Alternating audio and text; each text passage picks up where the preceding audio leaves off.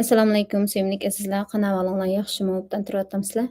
Biz bugun o'qiyotgan shu Qiyadagi ovchining og'zlari degan kitobimizni o'qishni davom etamiz.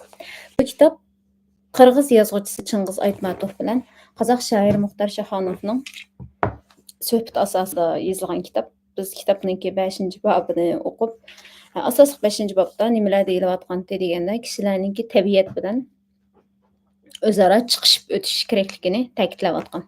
Shuning davomini o'qishni davomlashtiramiz. Shahonov. Keyingi vaqtlarda olimlarimiz yer sharini qoplagan havo qavati yil sayin tuvanlab nefizlashib ketyotidi deb yangi xavfning shapsini berib keldi. Chunki yer yuzidan atmosferaga chiqayotgan qoldiq gaz, karbon oksidning ziyni intayin ko'p mo'ljalda ekan. Hayotlikning eng ashaddiy dushmani ikki elementning tamponliq saqlanmagan ahvoldagi barliq bo'g'liqdan jonliq bilan jonsizlarning orasidagi biologiyalik bog'lanishning buzilishidan barliq keladi. Yer sharidagi saf havoning ozayishiga ergishib, havoni suyuqlantirib, qetitib, uning bilan savdo qilgan savdogarlarning chiqqanlik to'g'risida qo'shaq to'qigan yozuvchi Aleksandr Bilyayevning Rossiya yozuvchisi ekan. Havo savdogari nomli fantaziyalik romani esingizda bordi. Asarda yonchiq to'nboylar o'zlari nafas olgan umrlik havoni ko'plab yig'ib oladi, puli yo'q kambag'allar hosirab hömidab, har bir nishon yenidan bir nafas ilib olgudek havo izlab, til og'ziga patmay azob bilan yashaydi. Buni yozuvchi tafakkurda eng baldur tug'ilgan xiyoliy rivoyat deb bilsak, kelgusida o'kinishi yurakni o'rtaydigan amaliyotga aylanib qolmasli bo'ladi. Yer sharining o'zimi keyingi asarda fan texnik taraqqiyotining talab tortishadigan o'g'loq tortishida qoldi emasmi?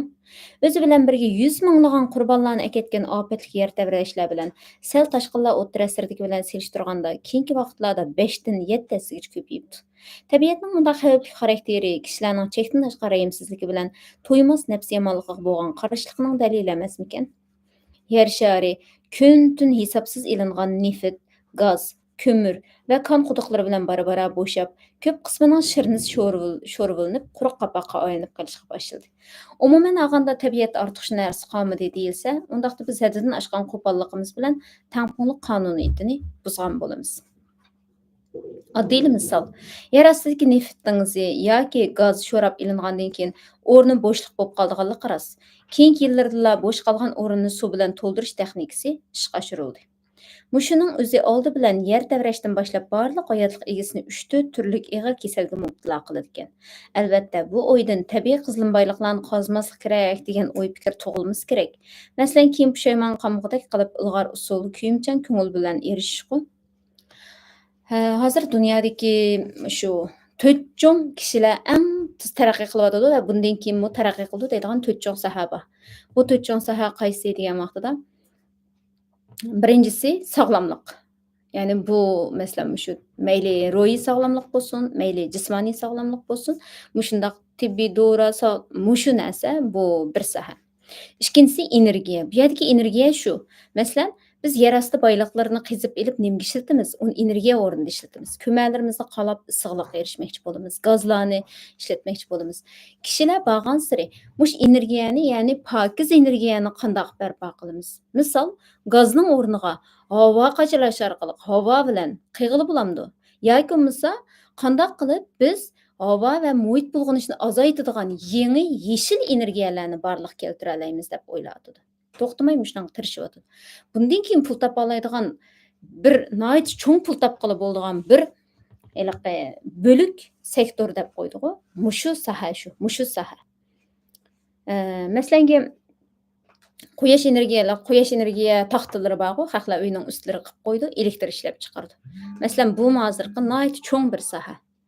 Shunga o'xshash bir chaqdada shu Shirin tush programmasida qaysanda birisi suv orqali mashinalarni mangdiradigan bir texnikani men ijod qildim deb shu o'g'imda bir chaqlab bir deganda qilgan, hamda hozir pek aniq esimda qolmabdi. Ya'ni qanday qilib masalan dengizda nurg'un suv va shu suvlardan foydalanib biz mashinaga benzin qo'ygandan uni suv qo'ysak, u mashinalar mengayversa, bu yerda qanday bo'ladi? Bulg'anishning oldini olish bilan bir vaqtda biz yerning tegini uningki qonini bo'sab turmush bujumlarini elib yer tevrashni keltirib chiqadigan ishlarni qilmasligimiz mumkin. Yana bir narsa bor, bu qon boyliqlarini elish hozir bu yerda Aytmatov deb o'tib ketyapti, yer qatlamini ayat bo'sh qoldirib qo'yish batdi, keyingi vaqtlarda suv bilan to'ldirib qo'ydi deb. Ammo bu yerdan elib olish bir masala. Chiqqandan keyin buning ishlab chiqarish jarayoni bir ikkinchi masala. Uchinchisi Qo'llangandan keyingi buningki chiqarindiları. Mayli gaz, mayli karbon oksid, mayli boshqa chiqarindilar bo'lsin, bularningki insonlarning va yer sharining olib kelayotgan xavfi. Bu energiya yana bir cho'ng soha. Üçüncüsü elektrotexnika, yani IT dep qo'ydiku, elektron aloqa texnikasi. Yani hozirgi davatgan tam shu mashina davridan tutib, internet, uningdan boshqa shu barliq biz ko'rayotgan mushu soha yana bir cho'ng soha bo'lib hisoblanadi. Aytmatov. Qaysi bir yili Qirg'iziston bilan Qozog'istondan kuzning sentabr oylarida issiq rayonga uchgan 100 minglagan oqqu, g'oz, o'rdak nishondan adishib, zahardek sovuq bo'lgan Yakutga Sibiriya tavalligida bir ekan. Qo'nib butunlay qirilib ketgan. Mutaxassislarning fikriga asoslanganda 100 ming degan bak chiqsin. Masalan, Issiqko'lda tuxumdan chiqqan qo'sh cho'jilari kelar yili yozda hatto umrining oxirigacha shu tug'ilgan yeriga ozmay qaytib keladi ekan. Qattiq sovuq tushganda Afrikaga, Hindiston bilan Sri Lankaga, arab mamlakatlariga uchadigan pasli qushlari qaytish yo'lidan hech bir adashmay havo iqimiga ergishib o'ylagan rayonga to'pi bilan qo'nadi ekan. Ammo havo rayoni atrofli farqlantira oladigan tabiat erkalarining ta'tirsiz uchib Yakutiyaga berishiga nima sabab bo'ldi? Buning hammasi havodagi ziyonli nurlarning haddidan ortiq ko'payib ketib, qushlarning sezimchanligini tuvallatib, yo'ldan adashtirayotganligidan kelib chiqqan alomat deyishidi. Uchqan qush bilan yugurgan ovning hushyorligini yo'qotgan ziyonli nur odam bolasidan aylanib o'tib ketadi demsan. Kassandra tamg'isi nomli romaningizda kitlarning asosiy nishonidan ezib butunlay ta'tirsiz qiliq ko'rsatib, keyin-keyindan o'zlarini qirg'oqqa tashlayotganligini bir qancha qaytib suratlagan ekansiz. Hayotlik egalari ichidagi eng zo'r maxluqning bu hayotdan royinib o'lim yo'lini tanlashi 7-sezimining siri. Ammo uning ichki qatlamlarida insoniyatning bir-biriga qopqon qurishiga qarshi oxir zamon xavf yoshiringanligini aqlli o'qirman tushunib bilib o'tiribdi. Balkim buningda kitlarning yashagan muhitning bulg'anishiga qarta noroziligi bormi yoki dunyoning chekdan oshgan ansizchilikka yuzlanayotganligiga ko'rsatgan.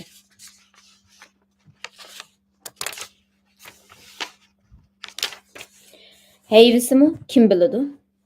Umuman olganda yer yuzidagi biologiyalik bog'lanish buzilaversa, odam, quyosh, olam sistemasining cho'ng birligini chiqaradi, kirakdan chiqaradi. Zamona oxiriga yetish uchun cho'qim atom bombasi portlashi yoki to'pon balasi yuz berishi zarur emas, deb yozganingiz esimda. Beguna qushlarning taqdir yo'lidan adishishi va kitlarning to'plashib o'lib olishini loyiq ko'rishi shu haqiqatga erishganligimiz bo'lsa kerak. Aytmatov. Tabiatda ortiq hech narsa yo'q ekan-ku. Yer yuzidagi idrokning eng egiz cho'qisi odam desak, uning o'zi shartlik narsa. Eng tuvan bosqichdagi qurt qo'ng'izgacha tabiatning teng huquqliq a'zosi. Hayotlik egalarining hammasi tutishib, cho'ng biologiyalik sistema tuzadi. Buning vaqti kelganda bir halqasi uzilib ketsa, ichki bog'lanish uziladi-da, butkul muhitning tangpungliq qonuniyati buziladi. Masalan, qaysi bir yerda baliqlarni yeb tugitibdigan degan o'y bilan oqchaykalarni butunlay qirib tashlagandan keyin dengizda yuqumli kasal taqilib ketgan. Qarasa, turli kasalliklarga mubtalo bo'lib, asta harakatlanadigan bo'lib qolgan baliqlar oqchaykalarning yemi bo'lib yo'qolib turdi ekan. Demak, oqchaykalar tozliqchi rolini o'tagan. Har bir odam jismidagi shaxsiyatchilikning bosh ko'tarishiga ergishib, mamlakat xarakterlik shaxsiyatchilik borliq keladi. Shuning sababi bilan tabiatning qanchalagan ajoyib ulgularini yo'qotib qo'ydik. Biroq ming o'kinish bir hojatdan chiqa olarmi? Boshqa planetalardan kelganlar bilan bo'lgan suhbatda ular yer yuzi kristal saroy shakllik, ammo odamlar o'sha ajoyib saroyga qamab qo'yilgan uskakkalning rolini olib yurishidi deb demish. Endi bu bir nima qo'yliqi? Yumor gaplar. Bu yerda bir tashqi planetdan birisi kelib bir kim bilan paranglashgan narsa emas, shunga yerda mish-mish qo'shimchasini qo'shib qo'ygan. Masalan, biz Uyg'urlar noyat ko'zimizda intayin aniq yashagan narsa mushuklarning yo'qolib ketishi bo'ldi. Masalan, kichik chog'imizda chashqon do'risini noyat ko'p. Hamma yerda shu chashqonlarni bir mazgil chashqon o'tirish bo'lib, o'lgani chashqon bo'ldimi? Chashqonlar o'lib tugtamadiq, ammo mushuk tugab ketdi. Chashqonning o'lik chashqonni yeb qolgan mushuklar tugab ketdi. Hatto keyingi vaqtlarda bir tal mushuk 400 qo'y, 500 qo'y bir qo'yning puliga Şu 2000-yillarning 2000-yillar bolsa kerak aş wagtlar. Bir qo'yning puliga bir mushuk keldike, işte mushukni maqs ko'paytirdike, chaşqan dorisi ishlatishni nim qildikan deb hatto qog'ilami ashundaq nim qilib ketganchu, o'lib ketgan shu mushuk chaşqanlarning taoplarini yeb ashdan bo'lganmi. Bu bir nim bo'lgan. Undan keyin iliqi mening kichik vaqtimda aniq esimda 95-96-yillari bo'lsa kerak.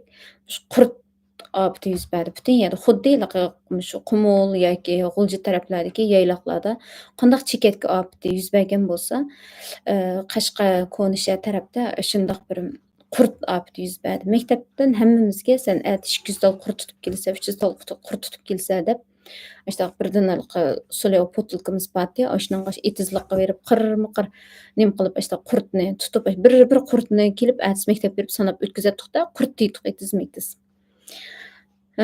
Hazır oylasam bu qurtçıqlap ketqanda qılamız demey bekalıq adam bolğandan aşağı işletgendek şu kichkiden tatip 7'den 70 kişi hemmamizin işletipdikin. Şu qurtlar bütün yollar degende mıg meňip ütkülenmeýdigan, desgilenmeýdigan derejede bir qurt besip ketken wagtlar bolgan.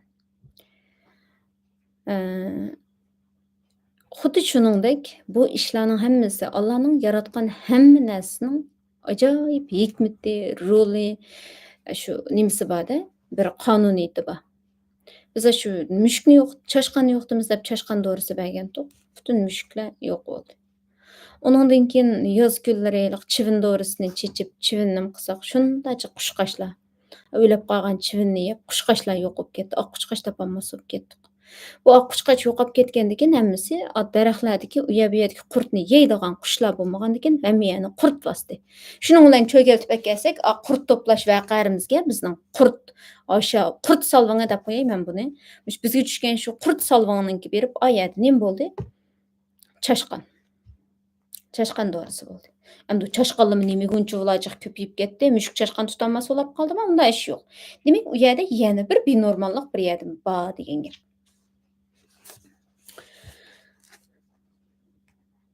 Agar rost bo'lsa, o'shunda qoqshayotgan amaliyot etilgan, biroq biz ekologiya tarbiyasi elib berishni bolalar bog'chasi bilan maktab qo'rusi ichidan boshlashimiz kerak. Bolam, darsing kir. O'smirlar odam bolasining tabiatga nisbatan e'tiborsiz qarshidan zo'r qayg'u-alam keldiganligini bilib o'sishi zarur. Yer jahonga nurini to'kkan quyoshmi o'chidi deyishidi cho'nglar. Qo'ynidagi jon-jonivorlar u yoqda tursin, yer sharining o'z yeshi umri bor. U qirmag'ini bilan har turli dardga yo'liqdi. Qutqizish dorisi odamlarning mehribonligi. Shuning o'zila kelgusi ofatdan saqlab qolgusi. Hozirmi yuqorida aytilgan mamlakat xarakterlik shaxsiyatchilik zo'r ustunlikni egallayotdi. O'z yerimga o'zim xo'jaman, qandoqli qilsam o'z erkinlikim, daryo ko'llarimni quritib o'tamdim, dalolarni chaylab dashti cho'lga aylantiramdim yoki dal-daraxtlarni quritib o'tamdim, hatto o't qo'yib o'tamdim. Hech kim to'sovchi bo'lolmaydi deydigan manmanlik siyosat tabiatning xotirjamligini buzdi. Bir vodining kuli qursa, ikkinchi bir yerining havorayiga, uchinchi joyning barliq o'simliklarga zo'r ta'sir ko'rsatadiganligini unutmagan yaxshi. Shunga dunyoviy xarakterdagi tabiatni qo'g'dashning bir asrlik nishonnomasi tuzishga taraddud qilish insoniyat jamiyati oldidagi dastlabki majburiyatlarning biri. Undaq bo'lmaydi ekan.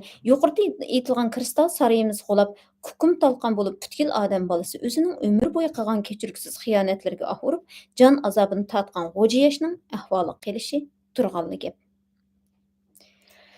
Masalan, bizning rayonimizga qaraydigan bo'lsak, qandaqdir qumlarni, cho'llarni bo'stonlashtirish, anda-manda deb tarimning suyi, Oqsuninki ichirilgan bo'z yerlar. Oqsuda, masalan, shu butun yerda hozir dunyoning hamma yerida mana bir narsani da'vatimiz-ku biz. Shinjong paxtasi da'vatgan narsani boyqut qilamiz.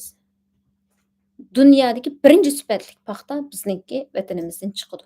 Va bu yer dal Oqsu Tarim daryo vodisidagi ko'z yetkisiz ichilgan bo'z yerlar. Tarim daryosining suyini akilib, moyada biz bu qolib qolgan moyani yeshillashtirdik, uni buni qildik dedi. Undan keyin qanday bo'ldi? Men qilami 30, Xudoyim qilar 9. Manchilik yeringni, sen manchilik yani yeshillashtirdim degan bilan, manchilik yani qum besib ketdi. Nurg'un to'g'roqlar qurib ketdi.